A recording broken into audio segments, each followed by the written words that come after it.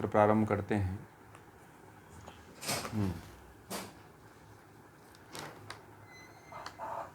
आज मैं किसी के घर गया था मेहमान के रूप में।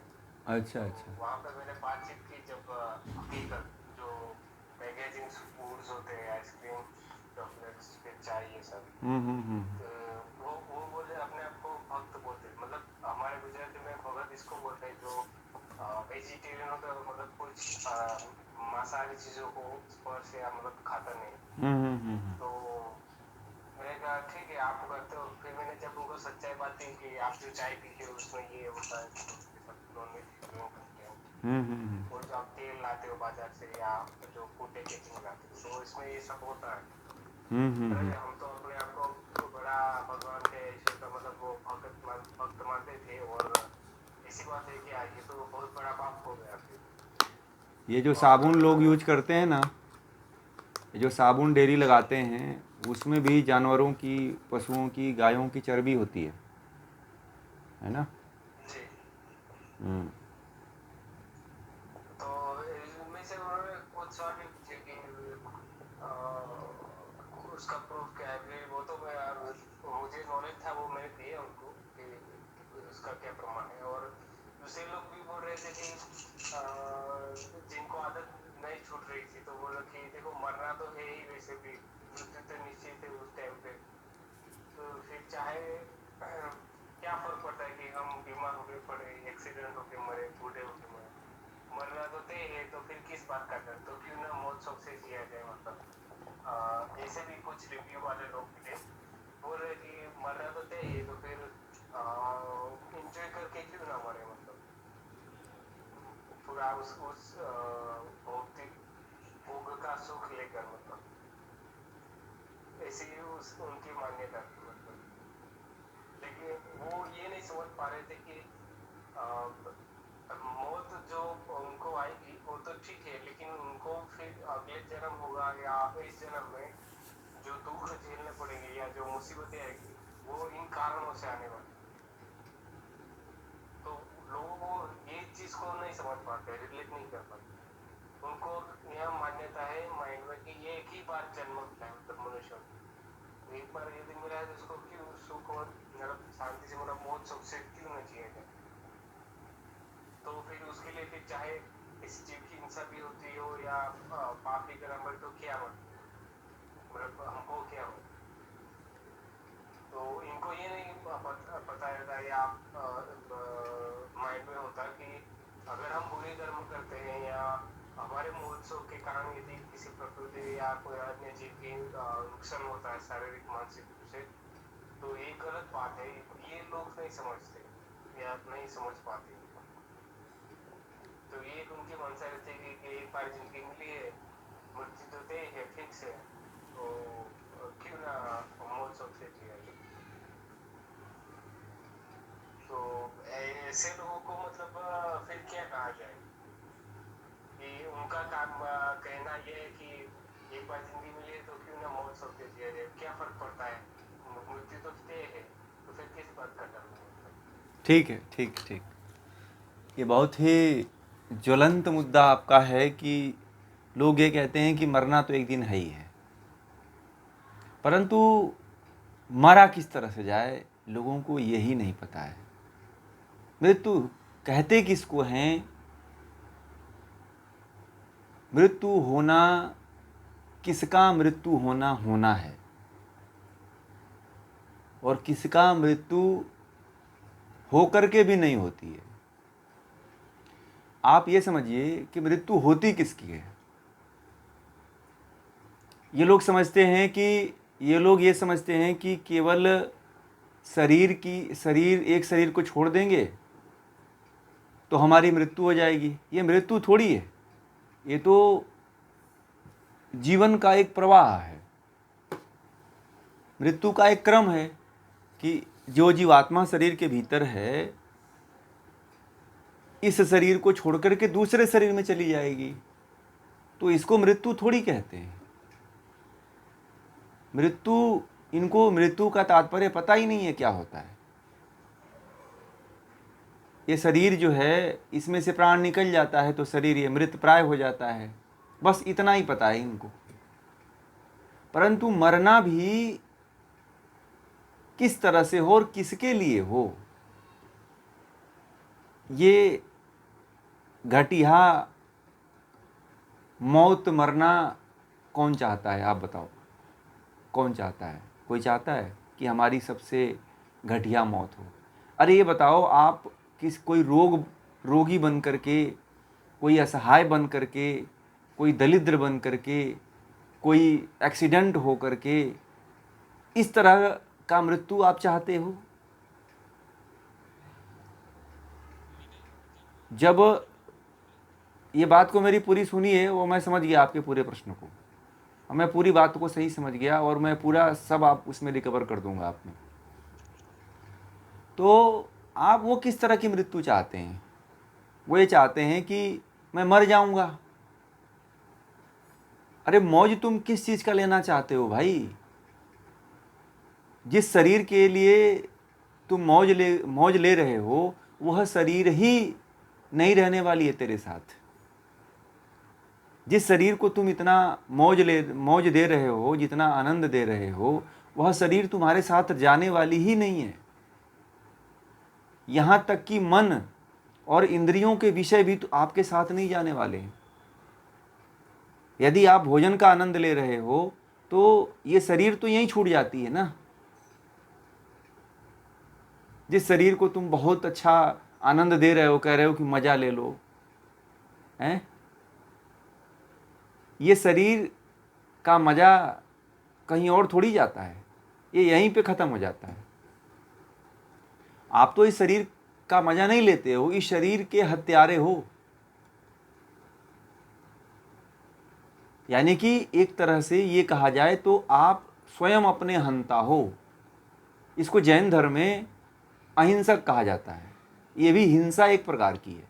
अपने शरीर के प्रति यदि आप कोई गलत बर्ताव कर रहे हो, उसको गलत खान पान दे रहे हो, तो एक तरह से आत्महत्या ही हुई।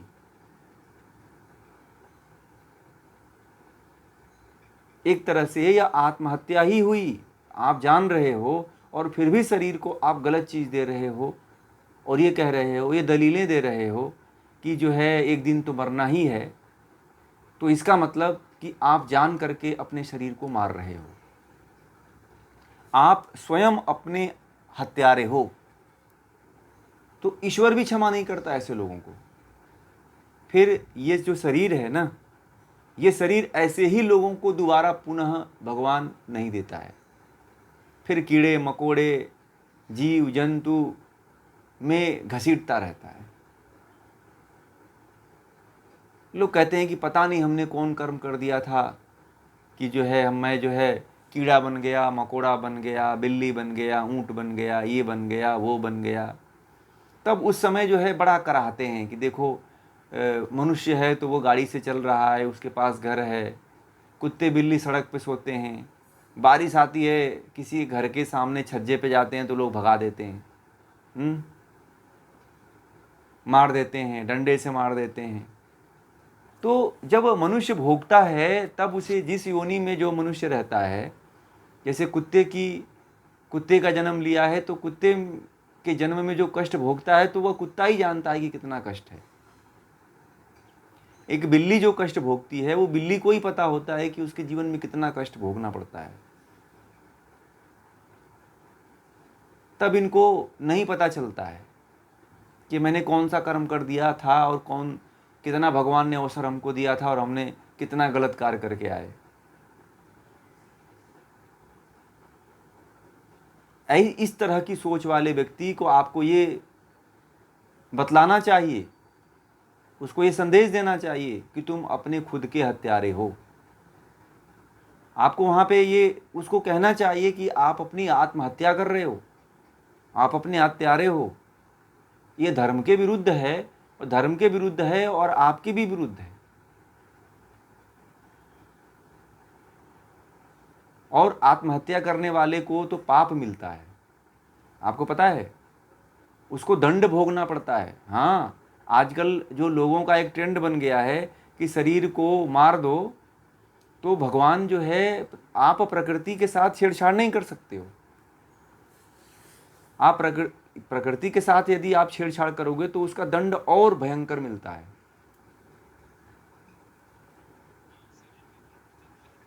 शरीर प्रकृति का है, शरीर भी तो प्रकृति के तत्वों से बना हुआ है ना। आप शरीर के तत्वों से छेड़छाड़ कर रहे हो, आप इसको जो है गलत चीज़ें दे रहे हो, तो एक तरह से जहर ही तो दे रहे हो ना मारने के लिए इसको। अरे कोई दूसरा देता है मारने के लिए, आप खुद दे रहे हो। आप खुद जो है फांसी के फंदे से लटक जा रहे हो हैं। तो हत्यारा कौन हुआ? आप अपने खुद हंता हो, मतलब हत्यारे हो, हत्या करने वाले हो। तो इसका भी पाप लगता है। आप क्या समझते हो कि ये जो भगवान के द्वारा ये शरीर मिला हुआ है, तो ये मेरी थोड़ी है, आपकी थोड़ी है। ये भी उधार का। लोग एक गाना, एक गजल नहीं गाते हैं, एक भजन गाते हैं कि जिंदगी एक किराए का घर है। हैं? सुना है कि नहीं सुना है गाने को? ये ऑटो वाले लगा के चलते हैं, बस वाले लगा के चलते हैं कि जिंदगी एक किराए का घर है, एक ना एक दिन जाना पड़ेगा, इसको छोड़ के जाना पड़ेगा। तो जिंदगी ये जो शरीर है ना, ये किराए का घर है। और आप इस किराए के घर ले लिए हो, और इस किराए के आपने मान लीजिए मकान ले लिया किराए पे, और उसके मकान को पूरा आपने तोड़ ताड़ के दिया, तो मकान मालिक क्या कहेगा? हैं? कहेगा भैया मैं तो वसूलूंगा। आप हैं?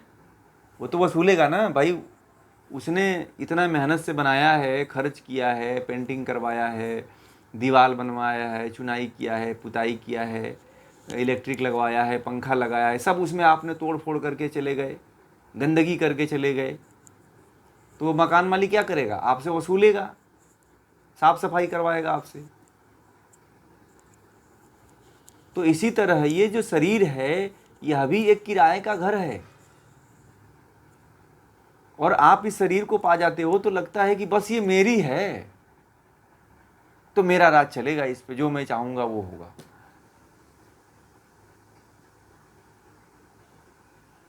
आप ये बताओ, कौन ऐसा व्यक्ति है जो अपने शरीर को लेकर के गया है? आप जिस घर में रहते हो, आप ये भी यही बता दो कि जिस घर में रहते हो, क्या आप उस घर को लेके जाते हो? कभी नहीं लेके जाते हो ना। क्यों ना आपका खुद का निजी क्यों ना हो, जो आप अपना खुद का कहते हो कि मैंने ये 70 लाख का घर खरीदा है, वह भी आपका नहीं है, यह भी किसी और का है, जो आपको भगवान ने आपके सामर्थ्य के अनुसार दे रखा है उसको। परंतु यदि आप उसका भी दुरुपयोग करोगे तो भी उसका दंड प्रकृति देगी आपको। सदुपयोग करो ना। आप इसको जहर दे करके मार रहे हो, ये कहाँ का न्याय है? ये बता दो। हैं? आप खुद इतना आपके पास सेंस होना चाहिए कि जो प्रकृति द्वारा हमें दिया गया है, ये किस कार्य के लिए दिया गया है। ये जो शरीर हमें मिली हुई है, ये किस लिए मिली हुई है? यदि केवल इसे भोग में ही लगाओगे आप, तो एक दिन यह नष्ट हो जाएगी। और दूसरा, इसका मैंने पहले भी आपको बता दिया था कि ये जो शरीर है, ये जो प्रकृति के तत्वों द्वारा बना हुआ जो शरीर है, इसका दो उद्देश्य है। एक तो मुक्ति को प्राप्त करना, आत्मा का साक्षात्कार करके परमात्मा को जानना, और दूसरा है भोग के तरफ जाना, भोग करना। तो भोग वाले नरक में जाते हैं, और अपवर्ग वाले जो मुक्ति की तरफ जाते हैं, वो परमात्मा को प्राप्त होते हैं।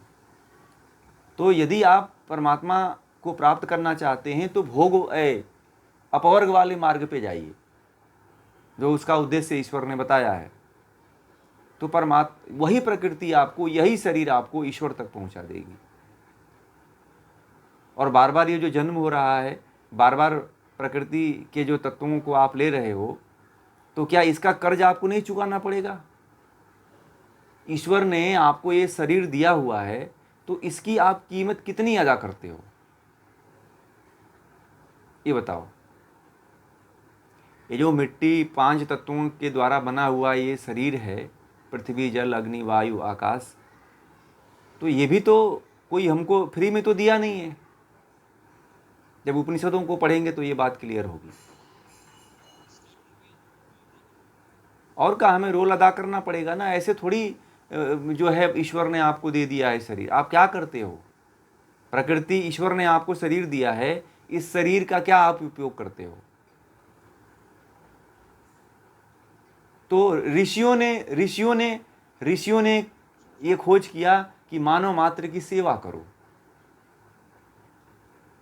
यदि किसी की सेवा करते हो, स्वामी विवेकानंद ने कहा कि दरिद्रो देवो भव, असहाय दीन दुखी गरीब लोगों की सहायता करो, मानव मात्र की सेवा करो। देखिए जितने साधु संत महात्मा हैं या सन्यासी है, वह देखिए सेवा, अंत में सेवा भाव की तरफ चले आते हैं, आकर के मानवता की सेवा करते हैं, क्योंकि उनके ऊपर भी एक ऋण है। वैसे 3 ऋण मुख्य होते हैं, एक तो माता पिता का ऋण, एक गुरु का ऋण और एक ईश्वर का ऋण। माता पिता के ऋण को चुकाना पड़ता है, गुरु के ऋण को चुकाना पड़ता है और ईश्वर के ऋण को चुकाना पड़ता है। ये 3 ऋण है जो चुकाना पड़ेगा आपको। और उसके अलावा जो है, हाँ, प्रकृति का भी आ जाता है, और प्रकृति का भी आपको करना पड़ेगा, क्योंकि बिना प्रकृति का आप मुक्त नहीं हो सकते हो। प्रकृति का तो आपको करना ही पड़ेगा। ये शरीर मिला हुआ है, तो आप इस शरीर से क्या किसी दूसरे के शरीर की सेवा किए हो? कभी सोचो आप। एक बहुत बड़े संत हैं भिलाई में, छत्तीसगढ़ में, ठीक है। गुजरात के एक संत थे मस्तो जोशी, वहाँ पे रहते थे जहाँ पे मैं बताया था आपको, उस आश्रम में जो मुझे बुलाए थे। उनको लकवा मार दिया था, समझ रहे हैं? उनको लकवा मार दिया था, तो वह जो है कोई उनको करने धरने वाला नहीं था। वो उठ नहीं पाते थे, खाना नहीं खाते थे, लैट्रिन नहीं कर पाते थे, बोल नहीं पाते थे। तो जिस परंपरा में जो उनके गुरु थे, उनके गुरु जो है यहाँ से खेड़ा ज़िले से एम्बुलेंस करके 25,000 में उन्होंने अपने आश्रम में उनको ले गए और अपने हाथों से उनकी टट्टी साफ करते हैं, उनको नहलाते हैं, उनको खाना खिलाते हैं, उनको टॉयलेट करवाते हैं, डिब्बे में टॉयलेट करा करके बेचारे खुद फेंकते हैं। उनके गुरु, बताओ, एक गुरु जो है अपने शिष्य की सेवा कर रहा है, वह कितना उसके अंदर महानता होगी, इसकी तो कोई तुलना ही नहीं कर सकता है। आप प्रकृति का जो कर्ज है उसको कहाँ चुका पा रहे हो? किसी मानव मात्र की सेवा करते ही नहीं हो आप। आजकल सेवा का भाव ही खत्म हो गया। किसी दूसरे व्यक्ति का मदद नहीं करते हैं। आजकल लोग मदद इसलिए नहीं करते हैं कि हमसे कोई आगे बढ़ जाएगा, कंपटीशन हो गया है लोगों का। आज ये आप बता दो कि कौन किसका मदद करता है, आप बताओ मुझे। कोई मदद करने वाला है? कोई किसी का हेल्प करने वाला यहाँ पे है? आप बताओ। ये ट्रेंड ही हमारे देश से ख़त्म हो रहा है। ये बहुत बड़ी बात बता रहा हूँ आपको। आजकल के युवाओं में तो किसी की मदद करने की भावना ही नहीं है। मैं आपको ये बता दूँ, बड़ी बात है, ठीक है। कोई किसी का मदद करने वाला है ही नहीं है। कोई किसी को कह दो कि भैया थोड़ा कोई असहाय व्यक्ति है, उसको कुछ मदद कर दो यार तुम, तो कहेगा अरे छोड़ो यार, ये फालतू की कामें हैं, इनको जो है ये सब काम नहीं करना चाहिए। ऐसे नहीं होता है। आप यह गुण यदि अपने जीवन से आपके हट गया तो समझिए आपने बहुत अमूल्य धरोहर खो दिया। यदि ये भाव आपके अंदर बना हुआ है तो समझिए आप बहुत अच्छी स्थिति में हो। इसीलिए हेल्प करने की, दूसरे की सेवा करने की प्रवृत्ति अपने अंदर रखिए। चाहे माँ बाप हो, चाहे गुरु हो, चाहे आचार्य हो, चाहे गरीब हो, चाहे दीन हो, चाहे दुखी हो, कोई भी हो, सेवा का भाव अपने जीवन में प्रथम रखना। आप इतने आगे जाओगे, प्रकृति आपको इतनी बुलंदियों पे पहुंचा देगी, इतनी ऊंचाइयों पे टच करवा देगी आपको कि जिसकी कल्पना नहीं कर सकते हो। आचार्य चाणक्य ने भी कहा है कि धर्म का मूल अर्थ है, अर्थ का मूल इन। तो इस तरह से उन्होंने सेवा को ही लास्ट में कहा है कि सब कुछ सेवा से ही होता है। जितने विवेकानंद ने भी इस बात पे बहुत जोर दिया कि दरिद्रो देवो भव, दरिद्रों की सेवा करो, तभी आप प्रकृति के कर्ज से मुक्त हो सकते हो। आप ये जो लोग जो हैं, जिनको भगवान ने खूब दे रखा है, खाने पीने के लिए व्यवस्थाएं दे रखी हैं, अनाज दे रखा है, रुपया पैसा दे रखा है, धन दे रखा है, तो ये समझते हैं लोग कि ये मैं मेहनत किया हूँ, मैंने कमाया है तो मुझे ये रोटी मिला है, मुझे पैसा मिला है। ये मूर्खता की बातें करते हैं। ये बिना ईश्वर की कृपा के किसी के पास न धन आता है, न किसी के पास जो है रुपया पैसा आता है। परंतु लोग जो है अपने अहंकार में मद एकदम चूर हो जाते हैं कि ये तो मैंने किया है, मैं खाने पीने दो यार, तुम हर चीज़ में मना करते हो। परंतु वह जो है इस परमात्मा के द्वारा दिए हुए इस शरीर को वह मारते हैं, दिन प्रतिदिन नष्ट करते हैं।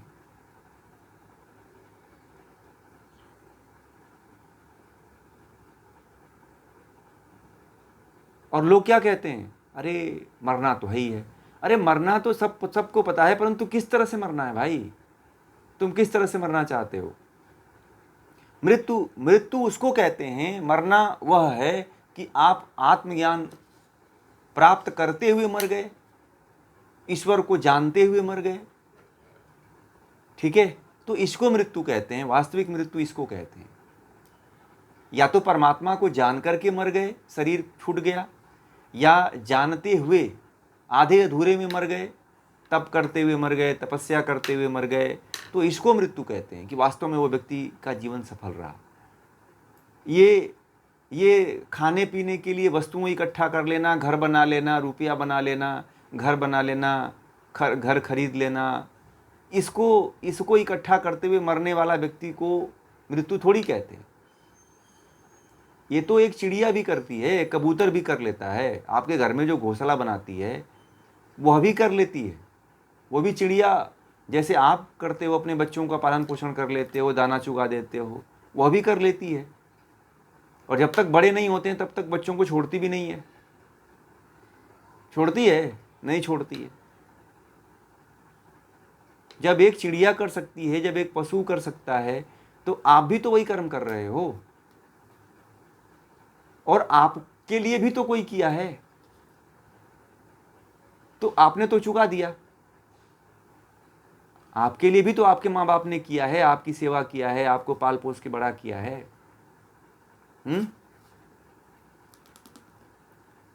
तो कौन सा इसमें बहुत बड़ा कर्म हो गया? चुकाने के लिए तो आपने कुछ किया ही नहीं, और कहते हो कि एक दिन तो मरना ही है। क्यों घटिया तरह से मरना चाहते हो? क्यों इस तरह से आप मरना चाहते हो जिसका मरना है ही नहीं, जिसको मरना कहते ही नहीं है? वो तो एक तरह से आप पाप करके, पापमय होकर के मरना चाहते हो। अपने जीवन में पाप इकट्ठा करके मरना चाहते हो। कोई दूसरा जहर देता तो उसको कहते हो कि उसकी मृत्यु हो जाए, उसको पाप लग जाए। परंतु आप खुद यदि शरीर को जहर दे रहे हो तो आप पापी नहीं होगे? बताओ आप, हैं? तब तो दूसरे व्यक्ति को भी मना कर देना चाहिए भाई कि तू दे दे जहर भैया, वो तब तो ठीक है। जो जहर दिया है, कोई किसी को जहर देता है, तब तो वो पापी नहीं होगा ना। एक दिन तो मरना ही है, जहर खा के मर जाओ। ठीक है, जब ये कोई कहे ना तो आप उसे कहना कि मैं आपको जहर की पुड़िया दे देता हूँ, आज ही खा के मर जाओ। तो पूछेगा कि अरे भाई ये क्या बात कर रहे हो? तो बोलिए कि जब आप खुद अपने आप को आत्महत्या कर रहे हो तो मैं दे रहा हूँ, एक दिन तो मरना ही है, लो खा लो, आज ही मर जाओ। एक दिन तो मरना ही, आज ही खा के मर जाओ, तो देखिए फिर क्या कहेगा वो। एक दिन मरना ही, छोड़ो ये सब आगे पीछे की बातें यार। आज भरपेट खा लो और ये जहर खा लो, आज ही मर जाओ।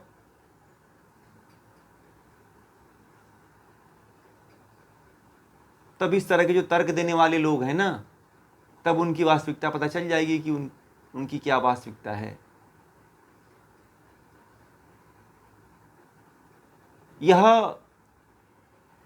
बात और इस तरह की बातें वही लोग करते हैं जो संसार में आकर के संसार के ऊपर बोझ हैं,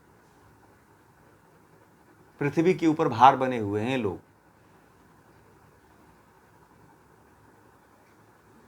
और इस तरह के लोगों को पृथ्वी ज़्यादा दिन तक सहती भी नहीं है, ईश्वर ज़्यादा दिन तक इनको रखता भी नहीं है, उठा भी लेता है। कहता है कि ये ना भार रूप में जो है बिना मतलब का जो है कचरा भरे हैं, तो उन कचरों को फिर ईश्वर साफ ही करता है। जो काम का होता है ना उसको ईश्वर रखता है। तो एक तरह से ये पूर्व जन्म के जो कर्म हैं उनको बस ये लोग भोगते हैं, आपको बता दें, और केवल उसी को भोगने के लिए लोग जीते भी हैं। ठीक है ना। तो ये है आज की वास्तविकता। तो शायद आपके प्रश्नों का उत्तर मिल गया होगा। ठीक है।